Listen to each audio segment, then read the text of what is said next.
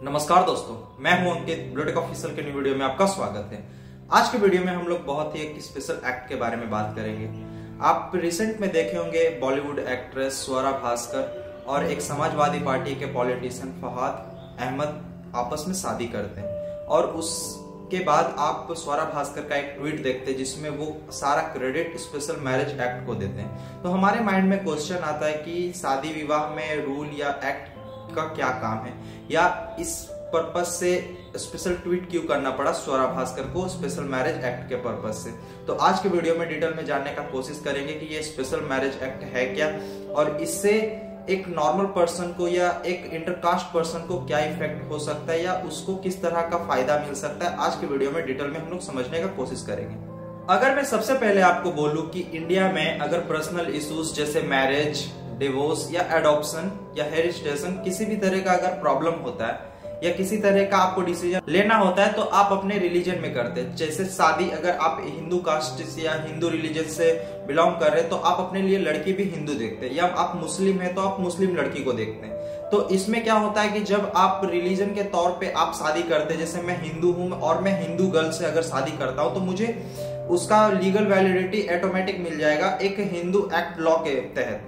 और वही कोई मुसलमान लड़का या मुसलमान लड़की अपने ही रिलीजन से किसी से शादी करती है तो उसको ऑटोमेटिक लीगल वैलिडिटी मिल जाता है। लेकिन ये हिंदू मैरिज एक्ट बोलिए या मुस्लिम मैरिज एक्ट बोलिए, इसका सबसे बड़ा ड्रॉबैक ये है कि मान लीजिए मैं एक हिंदू लड़का हूँ और मुझे शादी जिससे करना है वो एक मुसलमान गर्ल है या मुस्लिम गर्ल है। तो अब अगर मैं इस एक्ट के तहत शादी करूं तो मुझे सबसे पहले ये करना होगा, चाहे मैं हिंदू से मुस्लिम बन जाऊं या वो लड़की जो जिससे मैं शादी करना चाहता हूं वो मुस्लिम से हिंदू बन जाए। इसका मतलब ये हुआ कि अगर आपको हिंदू मैरिज एक्ट या मुस्लिम मैरिज एक्ट में शादी करना है तो आपको सेम रिलीजन से बिलोंग करना जरूरी है। तो इससे क्या होता था कि आपस में एक दूसरे में किसी भी तरह का कन्वर्सेशन करने के बाद एक को धर्म परिवर्तन करना पड़ता था। तो इसका सबसे बड़ा ड्रॉबैक बोलिए या कॉम्प्लिकेशन बोलिए यही था कि आप को अगर शादी करना है हिंदू मैरिज एक्ट या मुस्लिम मैरिज एक्ट से तो आपको दोनों एक रिलीजन में होना जरूरी है। आपको अगर इंटर रिलीजन से शादी करना होता था तो आपको बहुत ज्यादा कॉम्प्लिकेटेड होता था कि आपको दोनों में से किसी को एक धर्म रिलीजन चेंज करना पड़ेगा, तब जाकर के आप हिंदू मैरिज एक्ट या मुस्लिम मैरिज एक्ट में शादी कर पाएंगे।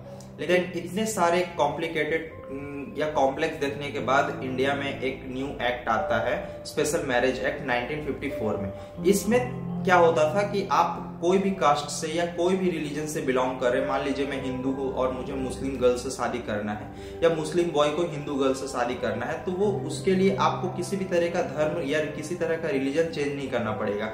हिंदू और मुस्लिम गर्ल आपस में शादी कर सकते हैं इस मैरिज एक्ट के तहत जो 1954 में लाया गया था। इसमें क्या होता है कि आपको आपका रिलीजन आपको वैलिडेट नहीं करता, आपको गवर्नमेंट एक वैलिडेट आपको अथॉरिटी देती है, आपको लीगल वैलिडेट करती है कि आप दोनों एक दूसरे से शादी कर सकते हैं। और हमें गवर्नमेंट इस चीज को वेरीफाई करता है, ना कि रिलीजन। तो आपको गवर्नमेंट के तहत उसके रूल के अनुसार आपको काम करना पड़ता है। इसी कारण आपको शादी करने से पहले मैरिज ब्यूरो जाना पड़ता है। मैरिज ब्यूरो में जाने के बाद आपको सर्टिफिकेशन देना पड़ता है मैरिज रजिस्ट्रार के सामने।